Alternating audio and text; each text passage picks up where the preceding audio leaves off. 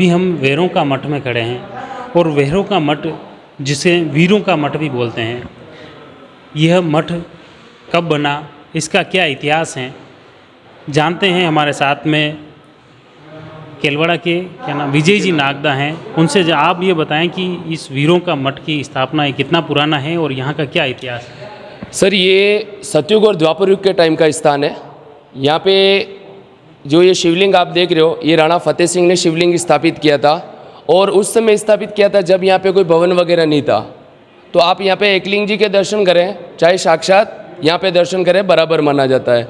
उसके बाद भगवान परशुराम, जो विष्णु भगवान के छठे अवतार है, उन्होंने यहाँ पे हवन यज्ञ वगैरह करते थे और भगवान परशुराम ने यहीं पे धनुधारी कर्ण को शिक्षा प्रदान करी थी। उसके बाद यहाँ पे 8 से 10 उन ऋषि मुनियों की समाधियाँ बनी हुई है। उनमें से समाधियों में कुछ समाधियाँ उन साधु संत लोगों की जीवित समाधियाँ हैं और यहीं से जो गुजरात और राजस्थान में बनास नदी है, उस नदी का उद्गम स्थल बना हुआ है। तो ये स्थान बहुत ही पौराणिक स्थान है और इस स्थान पे मन में एक अलग ही शांति मिलती है और यहीं पे एक अखंड प्रज्वलित धुनी है जहाँ पे भगवान परशुराम हवन यज्ञ वगैरह तपस्या वगैरह करते थे। तो ये बहुत पौराणिक स्थान है, सतयुग और द्वापर युग के टाइम का। सर, इसकी एक कहानी है, भगवान परशुराम जब यहाँ तपस्या करते थे तो यहाँ से जो परशुराम महादेव मंदिर हैं, वहाँ बताते हैं कि गुफा है, यहाँ से वहाँ निकली। यहीं से सर 200 मीटर पीछे जाते हैं, एक गुफा बनी हुई है। वहाँ पे पहले कोई गुफा नहीं थी। भगवान परशुराम चट्टान पे बैठ के तपस्या कर रहे थे तो वहाँ पे कोई जानवर आया जो गर्भावस्था में था। तो उस जानवर ने वहीं पे भगवान जहाँ पे तपस्या में विलीन थे, वहीं पास में बछड़े को जन्म दे दिया। तो वो जगह हो गई सूतक वाली। तो भगवान ने वहाँ से तीर छोड़ा और अंडरग्राउंड गुफा बनती गई। वहाँ से भगवान परशुराम उल्टे पैर चलते गए, तपस्या करते गए और उसके बैक साइड मारवाड़ में दूसरे पहाड़ से निकले जहाँ पे पूरे शिव परिवार ने उनको खुश होकर दर्शन दिया और वहाँ पे उनका मेन शिवलिंग गाय के गौमुखी जैसा नेचुरल शिवलिंग है, जिसको राजस्थान का अमरनाथ कहा जाता है और परशुराम भगवान के नाम से प्रसिद्ध है। और उसी शिवलिंग के बैक साइड ऐसी की ऐसी गुफा बनी हुई है और परशुराम भगवान मेवाड़ और मारवाड़ का संगम है। सर, एक मुख्य रूप से यहाँ एक कुंड बना हुआ, आपने जैसा बताया कि बनास नदी का उद्गम स्थल है और कहते हैं कि इन कुंड में नहाने से कई बीमारियाँ भी ठीक होती।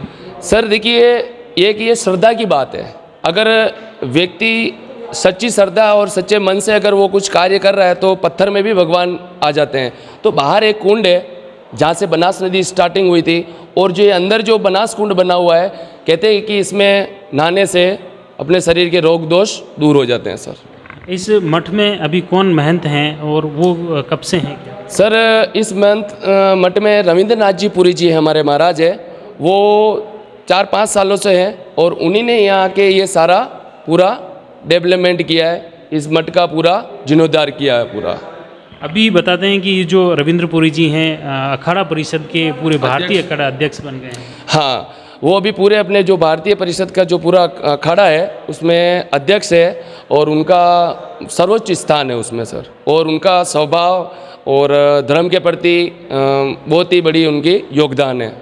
ये प्राकृतिक वातावरण है, चारों तरफ अरावली की पहाड़ियाँ, हरियाली के बीच में जो ये स्थल है, इसमें उदयपुर और राजसमंद आने के जो रास्ते हैं वो कहाँ से आते हैं, ये किस जगह पे है वेरों का? ये पंचायत वर्दड़ा पंचायत है सर, और ये कम से कम केलवाड़ा से बहुत ही ऊंचाई पे स्थित है कि यहाँ से थोड़ा सा ऊपर जाते हैं तो समुद्र तल से 3955 फीट की ऊंचाई बताई जाती है।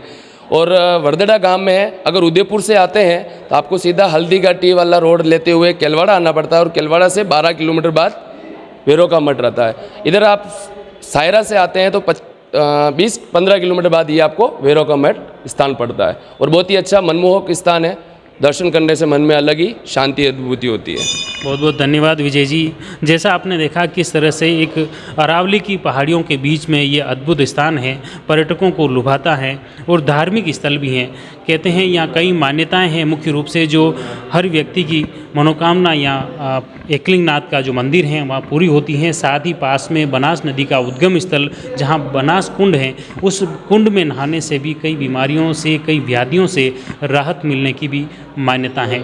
फिलहाल इस मठ का संचालन रविंद्रपुरी जी महाराज कर रहे हैं, जो कि अखिल भारतीय अखाड़ा परिषद के अभी अध्यक्ष हैं। वीरों का मठ, यहाँ इतिहास के बारे में जाना और यहाँ के जो मंदिर हैं ये भगवान एकलिंगनाथ का मंदिर है, वाकई अद्भुत हैं और मुख्य रूप से बनास नदी का उद्गम स्थल यह माना जाता है। और अभी ये तस्वीरों में देख सकते हैं, ये कुंड है भव्य। इस कुंड का भी चमत्कार बताया जाता है कि कई व्याधियाँ जो बीमारियाँ होती हैं, कोई लोग अगर आकर इस कुंड में नहाते हैं तो कई बीमारियों से आम जन को राहत भी मिलती हैं। और इसमें कुछ मछलियाँ भी हैं। और ये जो उद्गम स्थल हैं बनास नदी, यहीं से आगे बढ़कर जो मुख्य रूप से राजसमंद जिले का बड़ा बांध है, बागेरी का नाका बांध, वह भरता है। उसके बाद नंदसमंद भरता है। नंदसमंद के बाद में बनास नदी आगे बढ़ती हैं। आगे बढ़कर मातृकुंडिया बांध पहुंचती है। मातृकुंडिया बांध भरने के बाद में यह पानी फिर आगे भीलवाड़ा ज़िले से जयपुर की तरफ आगे बढ़ता है। यह बनास नदी उद्गम स्थल हैं और इस उद्गम स्थल पर यह अनूठा चमत्कार बताया गया है, यह अनूठा इतिहास है। मुख्य यह पास में ये गुफा है जो परशुराम महादेव मंदिर के अंदर निकलती हैं और परशुराम की यह तपोस्थली हैं। यहाँ उन्होंने तपस्या की और उसी की आप तस्वीरों में भी पीछे देख रहे हैं। यह धूणी है जो अखंड जलती रहती हैं और यह इसी धूणी पर भगवान परशुराम ने तपस्या की थी। और बताते हैं कि यह चमत्कारिक धूणी आज भी अखंड रूप से जलती हैं। इस मंदिर में अभी जो इस मठ में है, यहाँ पर महंत रविंद्रपुरी जी हैं और जो कि अभी अखिल भारतीय अखाड़ा परिषद के अध्यक्ष भी हैं। फिलहाल ये जो प्राकृतिक मनोरम दृश्य देख रहे हैं, चौतरफा अरावली की पहाड़ियाँ, हरितिमा से आच्छादित ये वातावरण हर किसी को लुभाता है। अभी हम कुछ बात करते हैं, यहाँ कुछ दर्शनार्थी आए हैं, उन्होंने दर्शन भी किए हैं। उनसे क्या नाम है आपका, कहाँ से आए? भीलवाड़ा से आए। अच्छा, ये जो मनोरम यहाँ दर्शन किए, दर्शन के बाद क्या लगा? ये बहुत ही अच्छी और नेचुरल जगह है। यहाँ का वातावरण इतना शुद्ध और यहाँ मंदिर इतना मनोरम दृश्य वाला है, इतना अच्छा मंदिर है और मतलब लोगों को अपने आप ही आकर्षित करता है। यहाँ जो शिव जी की प्रतिमा है वो एक चमत्कारी प्रतिमा का आभास देती है। बहुत ही अच्छा लगा, बहुत ही सुंदर है यहाँ का दृश्य और सब कुछ। आप भी जो भी यहाँ पे आए उनको मतलब हमेशा ही ये लुभावना लगता है। एक मुख्य रूप से जो एक भगवान एकलिंगनाथ का मंदिर है, उदयपुर के कैलाशपुरी में है और सेम उसी का प्रतिरूप यहाँ है। एकलिंग जी का ये प्रतिरूप है, वाकई अद्भुत है, अनोखा है। अब इस मठ के बारे में जानते हैं, संत नवीनपुरी जी हमारे साथ में हैं, उनसे जानते हैं कि आखिर इस मठ पे के क्या चमत्कार हैं और किस तरह से यह चमत्कारिक स्थली तपोभूमि है। महाराज श्री, आप थोड़ा सा इस तपोभूमि के इतिहास के बारे में बताएं। ये बनास नदी की उत्पत्ति स्थल है, भगवान परशुराम महादेव जी की तपस्थली है। भगवान परशुराम महादेव जी ने अपनी माताओं के मुक्षियों के लिए वहाँ अपने मातृकुंडिया में तपस्या करने के बाद, उनकी मुक्षी होने के बाद यहाँ आकर के उन्होंने तपस्या किया। इसके बाद उन्होंने कर्ण को धनुष विद्याएं सिखाई। यहाँ देखो, ये वीरों का मठ कहा जाता है, साधु संतों ऋषियों मुनियों की भूमि है। देखो, ये जीवित समाधि है ब्रह्मपुरी जी महाराज जी की, ये समाधि है पूर्णपुरी जी महाराज जी की। ये अमरफल लगी हुई है, देखो ये अमरफल जो राजा भर्तृ को मिला था, तो राजा भर्तृ ने नहीं खाया, अपनी रानी पिंगला को दिया। इसके बाद वो रानी पिंगला ने दूसरा को दिया। इसके बाद राजा भर्तृ के पास आई तो राजा भर्तृ आचरित हो गए, संसार में मेरा कोई भी नहीं है करके उन्होंने क्या है, फिर से इस संसार को त्याग करके वो गुफाओं में चले गए थे। देखो, ये अमरफल लगी हुई है, अंदर अखंड प्रचलित जो धुना है, देखो प्राचीन कालों से चली आ रही है। तो कहते हैं महाराणा फतेह सिंह को गणेशपुरी जी महाराज जी ने यहीं से आशीर्वाद दिया था। अंदर हिंगलाक्ष माता विराजमान है। जब परशुराम महादेव जी क्षेत्रियों का वध किया करते थे, हिंगलाक्ष माता प्रकट होकर के बालिकाओं के रूप में उनको बोले यहाँ से चले जाना, अभी क्या है क्षेत्रियों को नहीं मारना। तो उसके बाद अंतर्ध्यान हुए, गुफाओं के अंदर पीछे चले गए थे। देखो, ये जगह है, ये वीरों का मठ कहा जाता है, संतों की। क्या अभी एक एकलिंगनाथ जी का मंदिर भी है? एकलिंगनाथ जी है, विराजमान है। देखो, आशुतोष भगवान एकलिंगनाथ जी है, चतुर्मुखी है, यहीं विराजमान है। और आगे कौन सा मंदिर? आगे भैरव बाबा है, माता अर्बुदा मैया है। देखो, ये सारी देवी देवताओं विराजमान है। हिंगला क्या बोलते हैं, ये सबरी मैया है। और यहाँ कुंड भी है। देखो, आगे जो कुंड है उसमें से क्या है, कोई पानी पी जाते हैं तो उसको क्या है, चैतन्यता है, बुद्धिता है प्राप्त होती है। देखो नारायण, ये जगह है। अंदर पंचमुखी हनुमान जी विराजमान है, तो उनकी भी दर्शन करो तो आनंद आएगा। एक बताते हैं कि इस कुंड में, अगर ये जो बनास नदी के कुंड में नहाने से कुछ व्याधियाँ भी खत्म होती, बीमारियाँ भी खत्म होती। हाँ, पूर्व कालों में जो साधु संत तपस्या करते थे, देखो वो जगहें क्या है, तपस्वी बन जाती है और शक्तिशाली बन जाती है। तो उस जगहों में नहाने से क्या है, बीमारी, दुख तकलीफ, हाँ विपता है, ये नष्ट हो जाती है। नारायण, वहाँ की मिट्टी, पानी, पवित्र हो जाती है ना। पवित्र साधु पवित्र है तो संत के साथ जो रहेगा, जो वहाँ नहाएगा तो संत चरण में जाएगा तो आनंद ही आएगा। चलो बहुत बहुत धन्यवाद महाराज जी। मुख्य रूप से आपने देखा किस तरह से एक शांति और सुकून देने वाला एक अद्भुत स्थान है।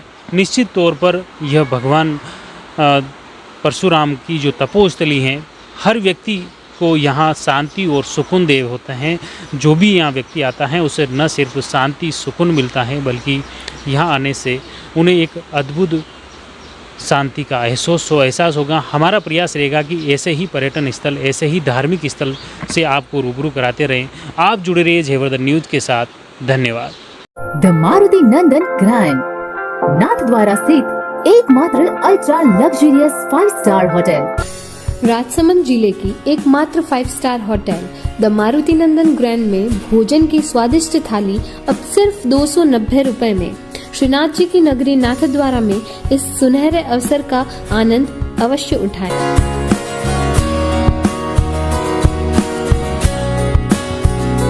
मारुति नंदन ग्रैंड, थिंक नाथद्वारा, थिंक नंदन ग्रैंड। इधर आराम से दर्शन करना, फिर इधर का नजारा देखो।